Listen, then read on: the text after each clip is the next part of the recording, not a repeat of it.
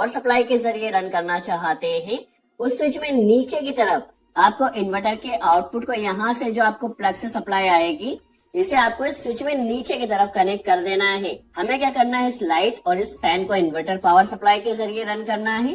तो दोनों ही स्विच में नीचे की तरफ हमने इन्वर्टर का आउटपुट कनेक्ट किया है। अब हमें मेन पावर सप्लाई का कनेक्शन करना है, तो न्यूट्रल को सबसे पहले सॉकेट में कनेक्ट किया। मेन पावर सप्लाई का लाइन वायर, अब जो स्विच बचे हुए हैं जिसे आप मेन पावर सप्लाई के जरिए रन करना चाहते हैं, यहाँ पर उन स्विच में नीचे की तरफ आपको मेन पावर सप्लाई का लाइन वायर कनेक्ट कर देना है। न्यूट्रल हमें क्या करना है, सभी लोड में भी न्यूट्रल डायरेक्ट कनेक्ट करना है। यहीं से न्यूट्रल का एक वायर लिया, इसे सबसे पहले एलईडी बल्ब में, इसके अलावा फैन में और एलईडी टीवी में कनेक्ट कर देना है। न्यूट्रल का कनेक्शन हो चुका है। क्या करना है, इस सॉकेट का कनेक्शन करना है।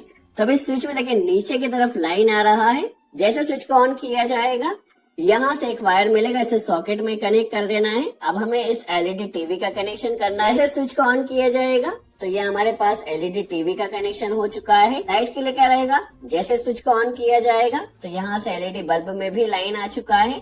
अब इस फैन रेगुलेटर के जरिए हमें इस फैन की स्पीड कंट्रोल करना है। और यहाँ पर नीचे की तरफ इन्वर्टर का क्या है, अभी लाइन वायर आया है।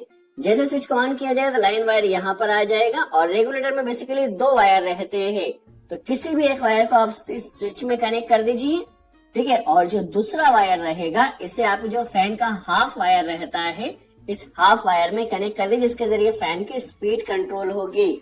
आई होप आपको यहाँ पर इन्वर्टर कनेक्शन कॉन्सेप्ट क्लियर हुआ।